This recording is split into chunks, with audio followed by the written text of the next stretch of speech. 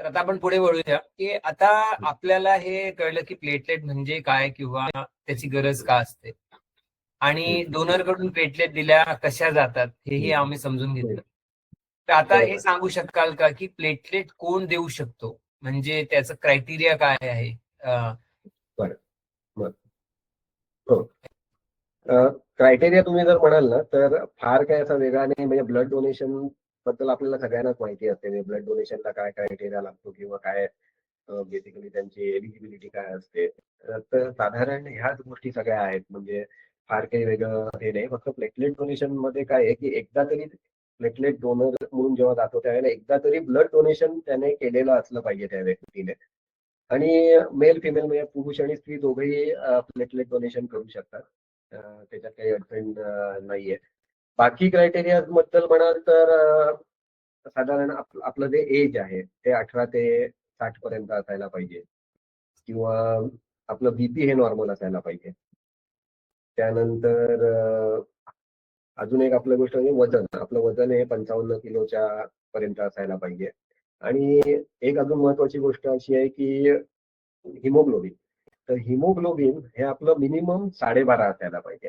आता ही ना, मी असं म्हणेन की हे खूप महत्वाची गोष्ट आहे. म्हणजे ज्या वेळेला तुम्ही म्हणजे ब्लड डोनेशनला जातो तेव्हा सुद्धा म्हणजे हा जो क्रायटेरिया किंवा हे जे काही हे आहे 12.5 असलं पाहिजे ब्लड डोनेशन करताना पण अप्लाय होतं. तर ह्याच्याकडे पण लक्ष द्यावं डोनरने की आपल्या टेस्टमध्ये ते 12.5 आहे की नाहीये, त्याच्यापेक्षा कमी असेल तर करू नये.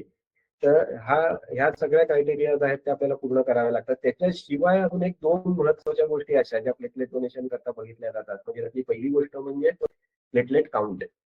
तर प्लेटलेट काउंट हा ब्लड आपला प्लेटलेट डोनेशन करायला जो कोणी आलेला असेल त्याचा मिनिमम 2 लाख असला पाहिजे, तरच त्याला एलिजिबल म्हणून समजलं जातं.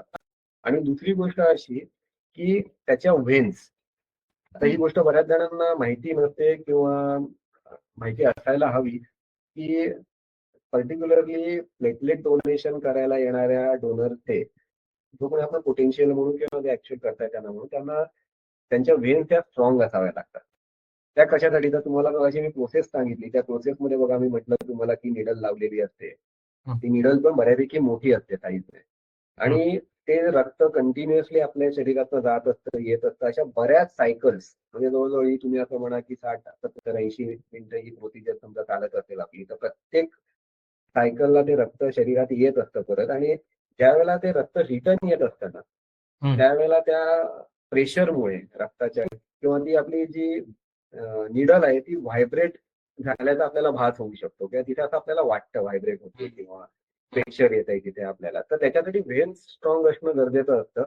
आणि एवढ्या वेळ म्हणजे ते 60, 70, 80 मिनिटं आपल्याला 90 मिनिटं जी काय लागणार आहे तेवढ्या वेळ आपलं तिथे जे काही ब्लड फ्लो आहे परत येणं जाणं आणि ह्या गोष्टी आहेत त्या स्मूथली म्हणजे विदाऊट एनी कॉम्प्लिकेशन त्या चालू राहाव्यात. ह्यासाठी म्हणून त्या डोनरच्या व्हेन्स सुद्धा तपासल्या जातात आणि त्या स्ट्रॉंग असतील तरच त्याला अलाउ केलं जातं.